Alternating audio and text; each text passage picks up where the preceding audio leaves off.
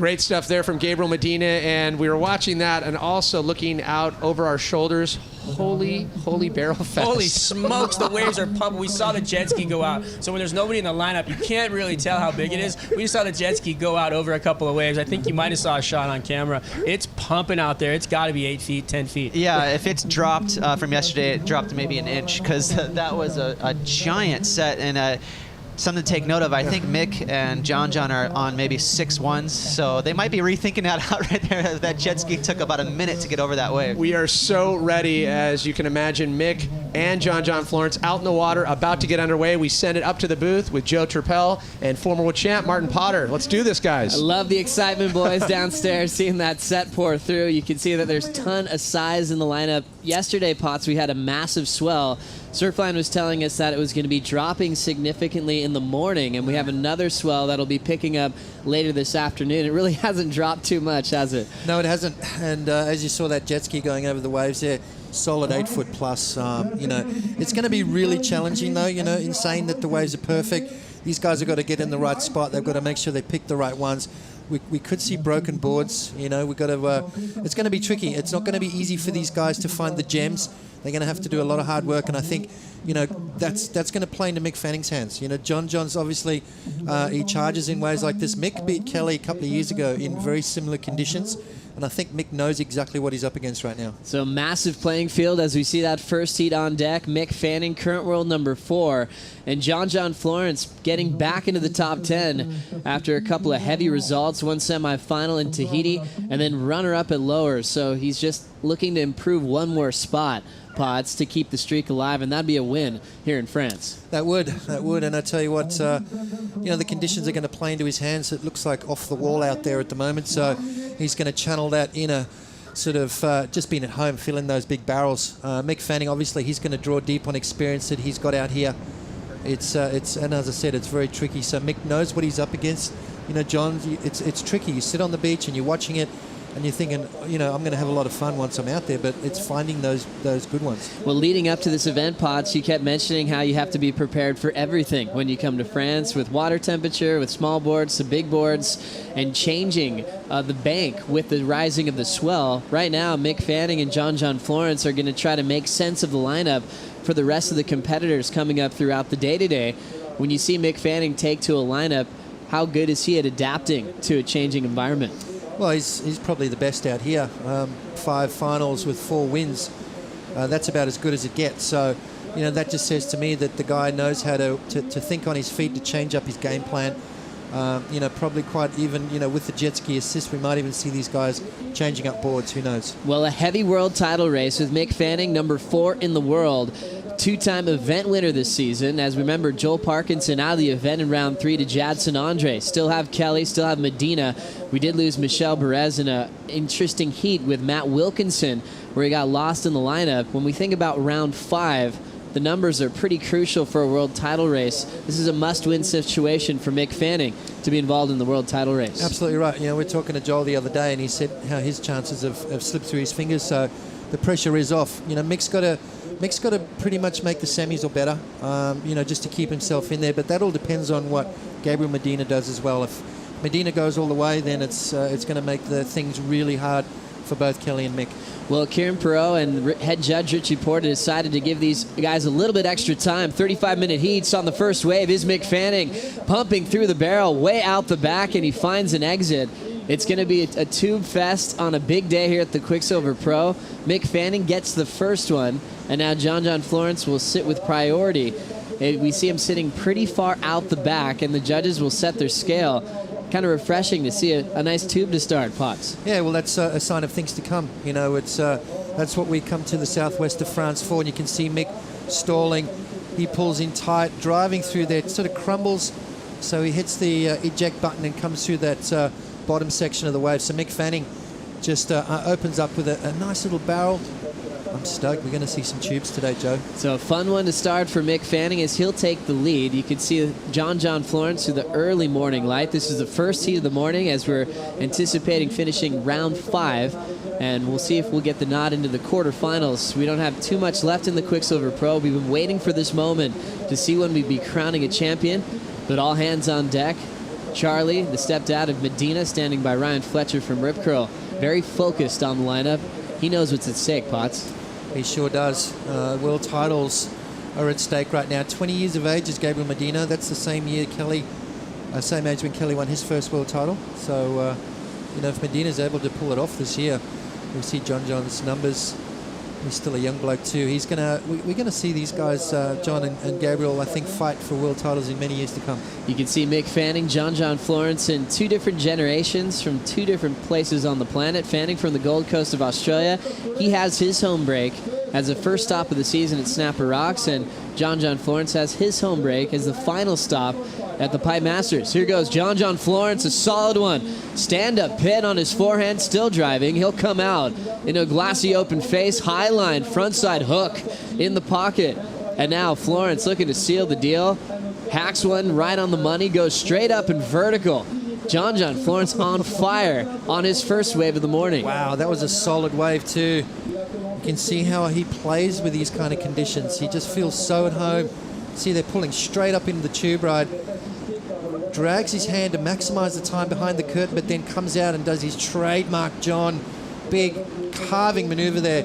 See how much power he puts into his turns. Mick Fanning started with a 3.50. This is going to be a great score and set the scale for the rest of the day.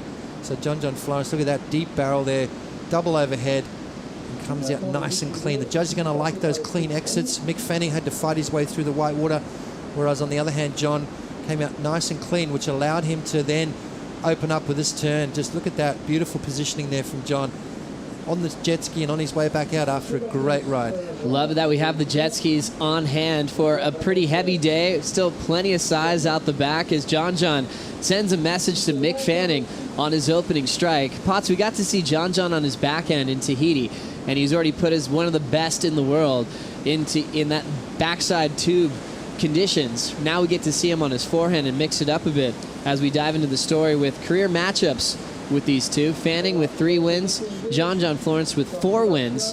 But it's actually interesting when you go to one-on-one heats, it's actually Fanning with the lead, 2-1. Fanning beat John in Fiji in a quarterfinal heat, and more recently, Fanning beat John out here at the Quiksilver Pro France in a quarterfinal matchup. Yep, I tell you what, these guys are doing battle, but John's got the nod so far in this heat, 8.33. And I'll tell you why. The judges have got to keep that scale kind of a little quiet to start things off, because there's plenty of big barrels coming through. So they can't, they didn't want to go too high with that. 8.33. One judge threw a 9 at it. A couple of 8s, a couple of 8.5s, averaged out to an 8.33. So John's starting off really well. Well, we discussed that setting the scale in the first heat, Potts. It's all about not trying to max out the scale too early. Yeah, well, you don't want to do that, but if someone gets an insane wave, the judges are going to have to score it, right? So, we saw that happen in the semi-finals at Chopu with both Kelly and John getting those incredible waves to start things off. I thought it was going to be 2 10s. It was a 10 and a 9.90. One of the best heats of all time was John Florence in that second semi-final in Tahiti, where he came up short on the tie-break situation, and that just fueled the fire, put him into a crazy round 4 heat at the Hurley Pro. People say maybe the most progressive heat of all time, with how many 9s he turned in after the horn sounded. Yeah, I think he got like 5 9s in a row, and then his first wave of the next heat he got a 9 as well, so you could say 6 9s in a row.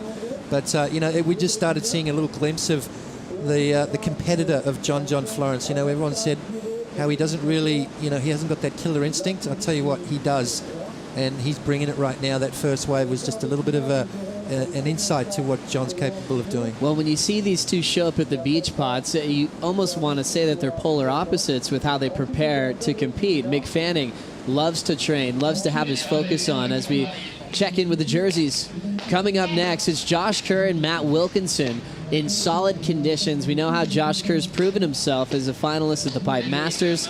Matt Wilkinson talks about how sometimes when the surf gets big, he gets more nerves, but he's been able to use those nervous feelings to provide good results in big conditions. Absolutely right. He's definitely capable of digging deep.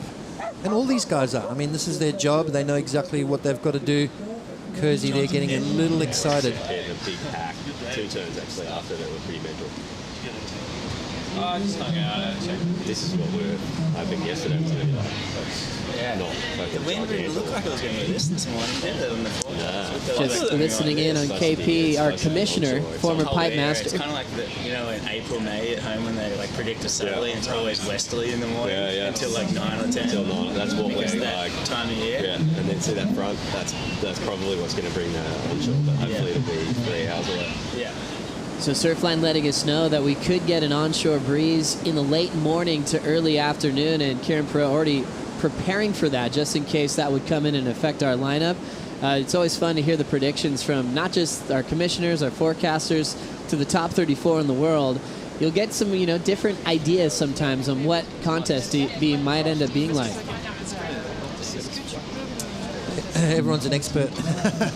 And with technology these days, you can really read into it. But I prefer to wake up and check it. That's the best surf call ever. Here we go, John up and riding. John is flying down the line to start. He'll try to slam on the brakes, and he will get covered. A big barrel section for Florence as he comes flying out with a ton of momentum.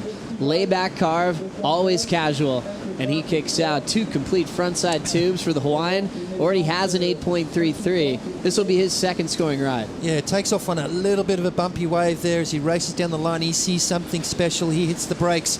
You can see him dragging his hand, pulling up nice and deep. He's gone. He comes out nice and clean there. Didn't disappear, but just great positioning there from John and that trademark turn. How good is that? So John underneath mixed priority picks up another gem, and we're going to see him come inside. Smart move there from John. Just come inside, get the jet ski, save a bit of energy. But another great ride from him. Oh, a huge start for Florence. As you see the conditions we have on hand, the skis on the inside waiting for John. He'll be able to jump back on the sled, and they'll plan their reroute out the back. How challenging is that, Potts, to be the jet ski driver in pressure world title situations? Well, you got Sebastian St. John on the jet ski. He's a big wave rider, so he knows.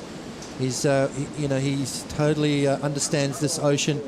There's a little channel to the right-hand side of the screen that kind of lets you out. So, he'll get them out pretty quick. John will be back in the lineup within the next minute or so. Back in the old days, we'd be paddling for half an hour to get out there. 25.5 on the clock, though. John just locked in another bomb, 8.33. And Mick's got his work cut out now. So already the Hawaiian applying pressure as we see the early numbers. We have Ronnie on deck with Richie Porta, and we always talk about, Ronnie, how they have to set the scale in the morning. How hard is it for these guys to do that? Well, to be honest, the scale of the waves is what we were looking at first. When the guys got out there, it actually looked probably a couple of feet bigger than what we thought it was. Rich, that first exchange went down. Mick got barreled, came out, pretty low score in the 3-point range. John got the next one. Just break down that exchange for us and the difference that you're looking for. Yeah, morning, Ronnie. Well, with Mix, it was a really short barrel, and he came out through the front, and we have to reserve the scale. Even if you got that barrel, you'd be really happy this morning. But then, obviously, we saw John's straight after it, and he got some fantastic turns to back it up. And we're chasing the really strong, grindy sort of barrels. Plus, obviously, the ones who stay in the barrel the longest are going to get that better score, because that's, as a surfer, as we all know, they're the better barrels. But we still are chasing the really critical ones. And you'll see the scores. Some of the barrels are going to be a little bit shorter, but they're the really thick and throaty ones, and they're the ones that'll score high today.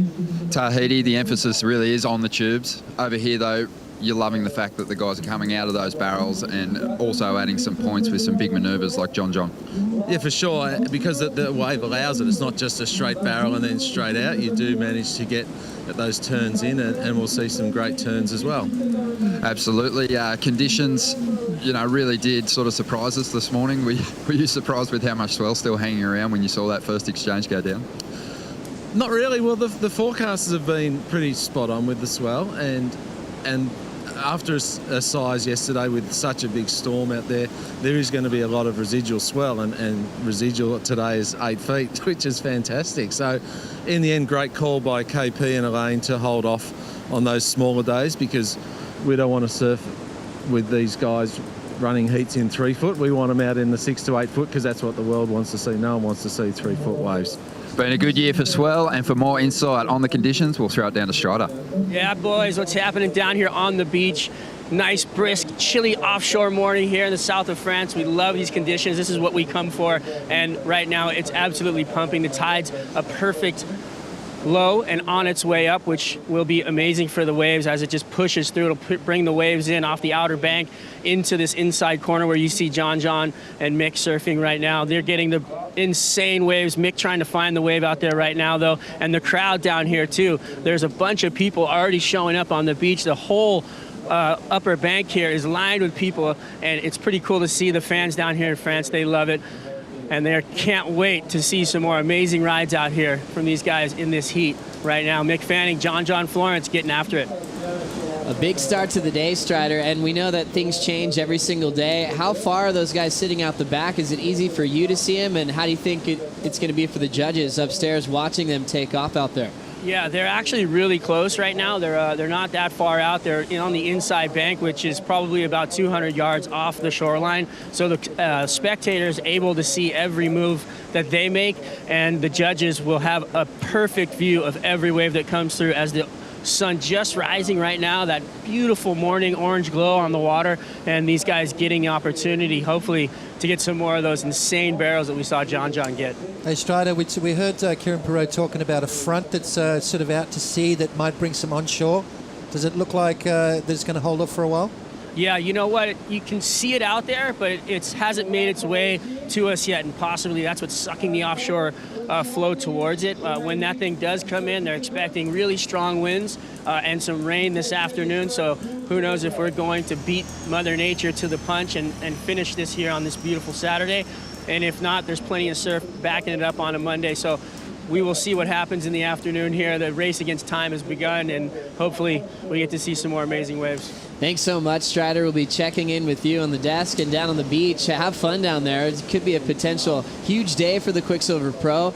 If that onshore backs off and lets us surf good conditions, we'll try to see how far we can go. As we can see the current out the back, we have a lot of size out there, a solid west-northwest swell, and Strider mentioning that low tide that will be rising all the way to early this afternoon to a 12-foot high tide. How's the wave going to change at that stage of the day, Potts? Well, it's actually plays into our hands with that tide coming in. It's actually, because it's so big, we're not going to have that section through the day when it's going to sort of stop breaking. John Florence in another massive frontside barrel as he is looking for another exit. Florence successful 3 times in a row to get absolutely shacked on his forehand. Started with the 8.33.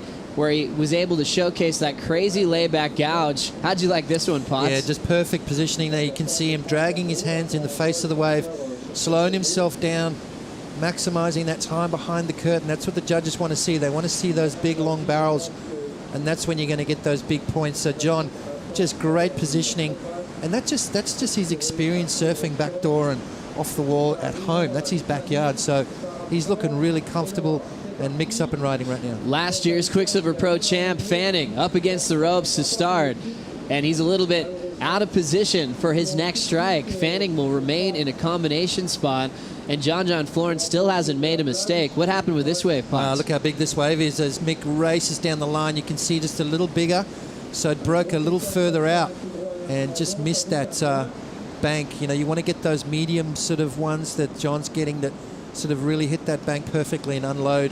Mick Fanning's going to have to go back to the drawing board, because I tell you what, John, I reckon he's going to better that 7 and extend his lead with 19 minutes remaining. Well, we already remember how far Medina has his total in front in the world title race. He has a pretty significant lead over Kelly Slater. Kelly still involved in this event as he's in round 5, heat number 4. We lost Parkinson, world number 3, and now Fanning.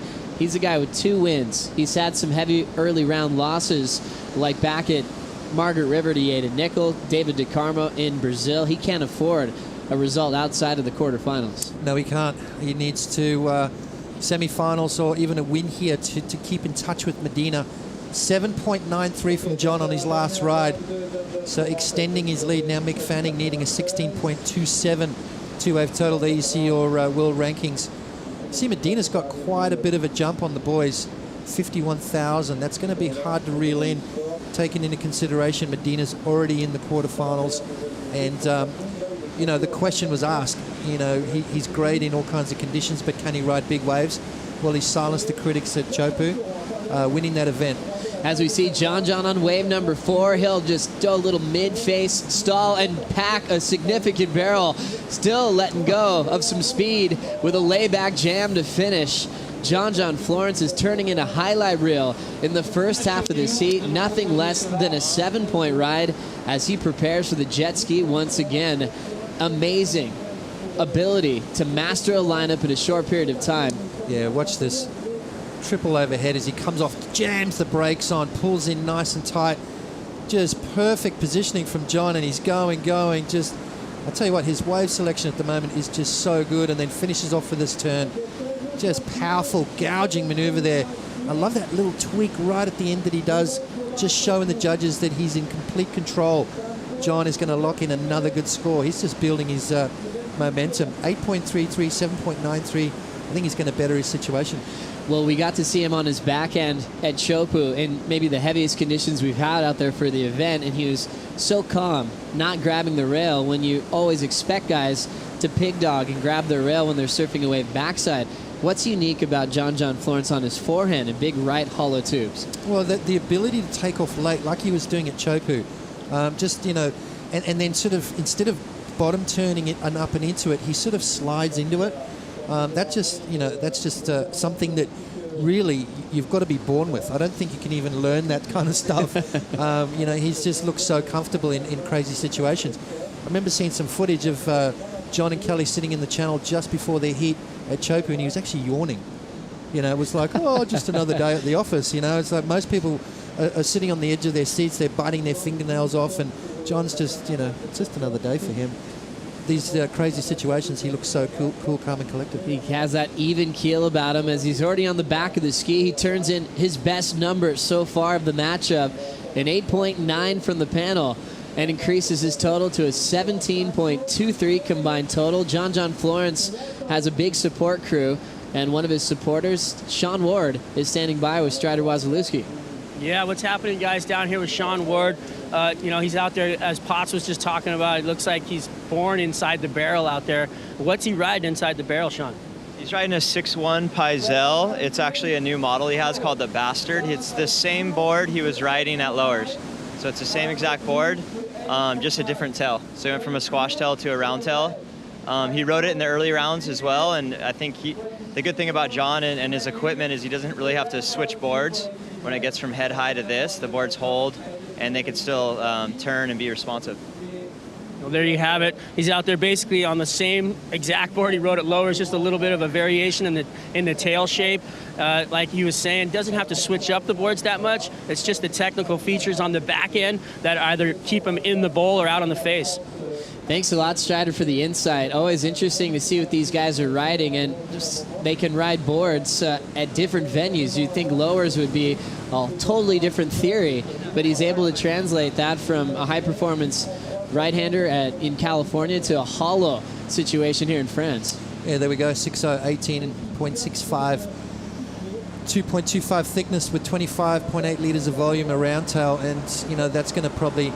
That's why he's able just to jam those turns, that rounded tail sort of a little bit more rail in the water. It allows him to really put some power behind his maneuvers.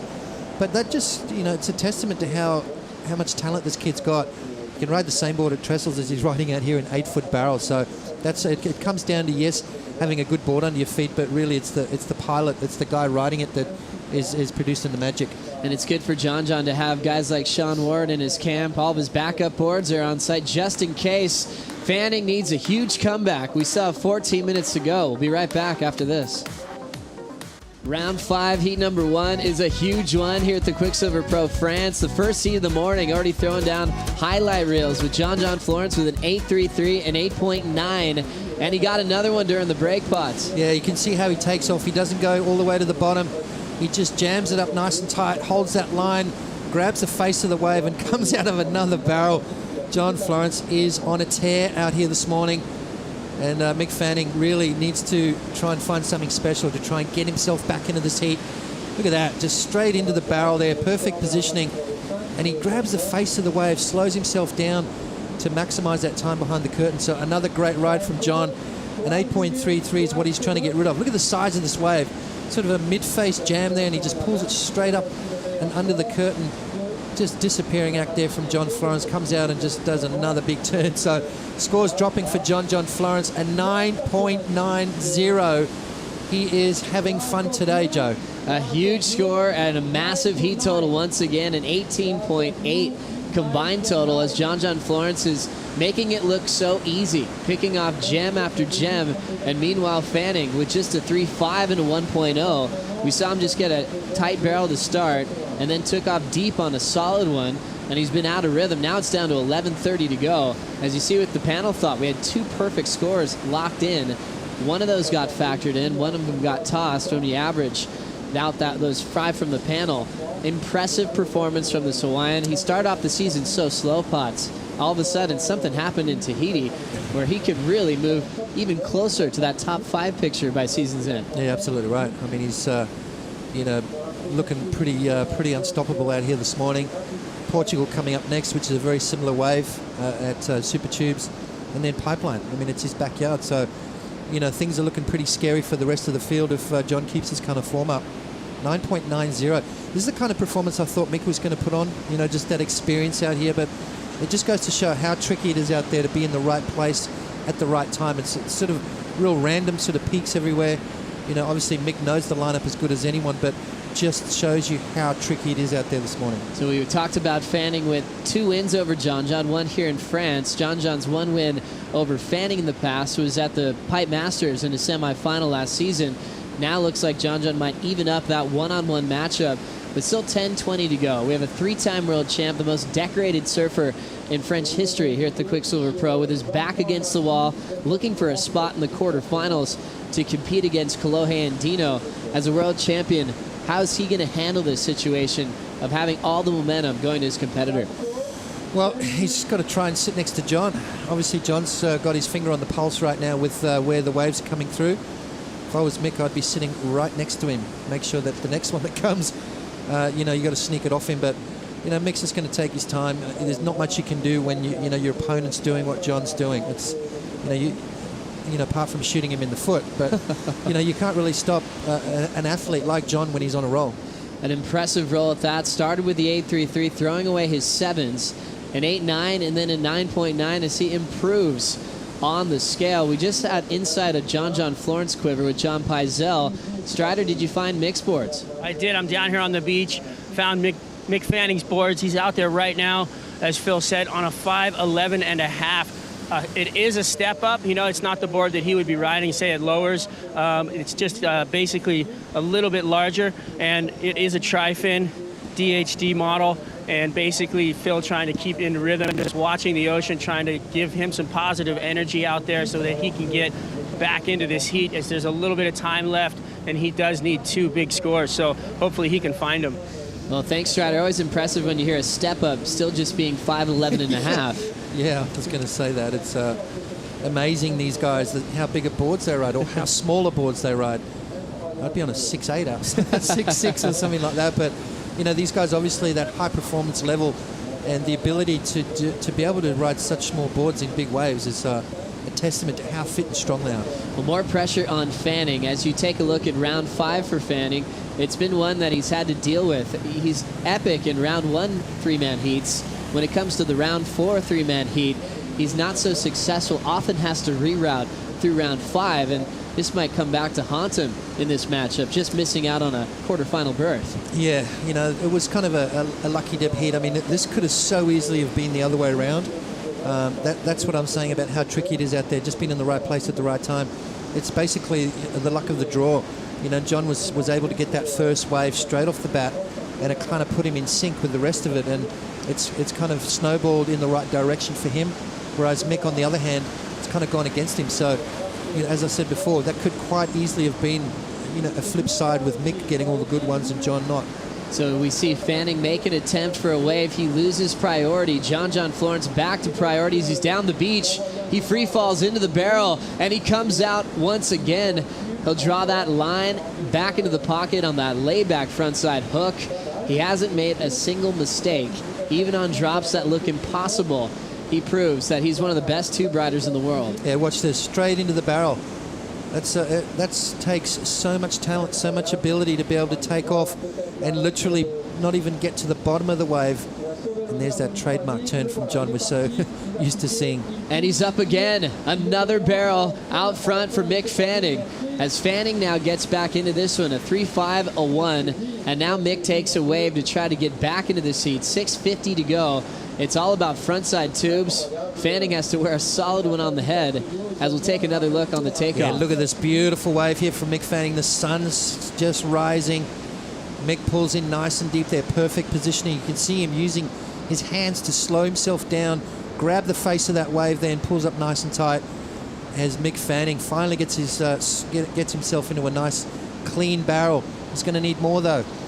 18.81 two-wave total with just over 6 minutes remaining. Well, it's scary when you look at the dominance of Mick Fanning here at the Quiksilver Pro. We saw the win last year over Gabriel Medina. Big hooks, big hacks. He suffered a 13th of the wildcard Reynolds in the year before. Same result to Taylor Knox, but then back-to-back wins 09 and 2010 as he's been able to figure out this lineup. We surfed different banks, different sizes all those years, and he's been able to stay dominant. Now, Potts, though, he is in a bit of trouble. Yes, he is. He's in a lot of trouble. You know, and that's the thing with John Florence. If he fires, it's going to be really hard to stop him. You know, we've seen that little bits and pieces, but this is by far one of his best performances this year. You know, those 5.9s at Trestles was amazing, but just the ability we're seeing here. You know, Trestles a high-performance wave. This is just sheer, you know, positioning and timing and ability to be able to take off and be straight in the barrel is crazy. Scores locking in for Mick Fanning as he's looking to break free of the combination. John hasn't scored anything under a 7-point ride. His wave before a 7.3 doesn't change his two-wave total. And last of Fanning, a 6.43. The combination remains the same, and now we've hit the 5-minute warning. Yeah, so things are looking pretty tough for Mick Fanning. This could be a massive dent in his world title aspirations. Needs to try and find a way out of this heat, and if anyone can, Mick Fanning can. You know, those big bombs are out there, the scores are out there, John's proven that. It's now up to Mick to try and find a couple of gems. As we check out the heat recap from the first heat of the day, it's all about the Hawaiian North Shore local, John Florence, getting an 8.9 on this one. All about a tube shootout and showcasing that layback hack multiple times as a finishing move. That little bit at the end there, I love that. That's so unique to John. No one else does that. You know, he's got that ability to just find himself in the perfect position every time. This is the 9.90. That was straight into the barrel. Comes out and just tags us a few more times. So John, not just showing the fact that he's good in the barrel, but he comes out and really lays into his turns. Two massive scores for John, 8.90, 9.90. Mick Fanning finally gets a nice, beautiful wave. You can see him dragging his hands, trying to maximize the time behind the barrel. 6.43 on this one, not enough. He still needs a combination of two rides that is going to add up to 18.81. Massive two-wave total. So you see Mick Fanning getting the 6.43, and they're comparing that tube to all of the tube rides of John Florence. John getting almost a perfect score for his best at a 9.9. Now we're down to 3:30 to go. As we always talk about the crazy comebacks we've seen once you pass that 3-minute mark. The things on Mick's side, jet ski assist and a pumping swell as Fanning glides in, looking for something massive here. He's deep, a big pump, and he's looking to make it out. He is successful. He'll kick out with 3:15 to go. Yeah, difficult tube ride there from Mick. You know, just showing his ability. Watch this. We're going to see that from the water angle. Beautiful as he takes off, draws down the bottom there, pumps, and drives over that little whitewater section, comes flying out the end. So not a clean exit, but nonetheless, Mick trying to find him, you know, fight his way out of this combo situation. You can see how this wave broke in front of him there, backdoored that section. Perfect positioning from Mick there, but just getting caught by the lip on the way out. So I don't know, is that going to take him out of that combo situation? He's going to need something in the 8.8 to get him out of that combo. That's a big score. An important wave for Mick Fanning as the judges take a look at the replay. 2:30 remaining, and Florence still out the back, holding first priority, looking to get a spot to compete against Kolohe Andino in that first quarterfinal. We already looked at the draw in the quarters and noticed how young it was, with Jordy being the elder statesman out of that 4-pack. And if John wins this one, that theme will continue here in France. That it will. I think we'll see the youngest quarterfinals ever if John moves through. And then you've got Kersey and Matty Wilco, sort of both pretty young guys as well. Philippe Toledo, Jatson Andre, and then the old blokes down the bottom, Taj and Kelly. It's going to be a great hit as well. It's just definitely one to watch. But you know, you look at the guys that are already in there: Clive Andino, Gabriel Medina, Miguel Pupo, and Jordy Smith. That's the young guns. A massive draw to come here at the Quiksilver Pro. All-time conditions. A pumping swell. Now scores are in. Fanning gets a 6.73. Again, not breaking free of the combination. Now we're down to a minute 30. Everything going the way of the Hawaiian. Amazing ability to take off late and stay in the critical part of the wave.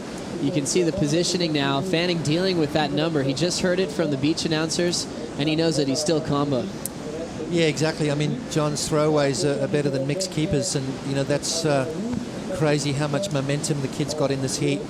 He started with a bang, started with an 8.33, and since then has kind of pretty much been on a tear.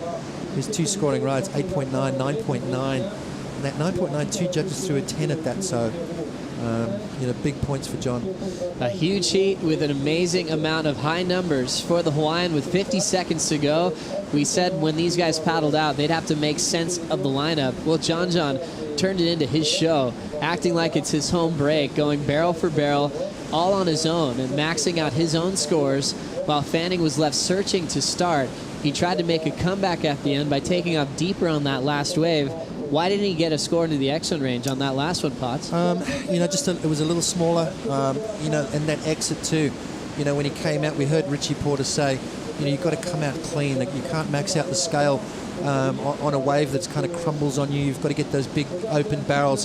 Here we go, John up and riding. Doesn't need this wave, but he'll get shacked on his way in. A bigger barrel, another section providing for the Hawaiian, and he comes out leaning back in the barrel. A huge full roundhouse cutback. An amazing display of domination from the Hawaiian as he's still drilling it off the top. Another big power hack, and he falls for the first time in this heat. Where's the scale going to go on this one, Potts? Well, I think there's only one way to go, and that's a 10. Look at this thing. It's huge. He's in there. He's deep. He rides over the foam ball, comes out standing clean. You can see the exit there, not getting touched by the lip. Then he comes out and unloads some big turns. This has got to go. This has got to be a 10 if the other one was a 9.90. Look at this. Straight into the barrel. Perfect positioning. He's gone. He's disappeared. Another section breaks. He rides over the foam ball, and he's gone for quite some time behind the curtain there. So John Florence, just a victory lap extraordinaire. And then he tags it a few times on the way in. So I'll tell you what, that's going to be our first 10-point ride. It's got to be, as the judges start locking it in right now. John Florence absolutely going ballistic. There it is. 4 10s have been locked in already.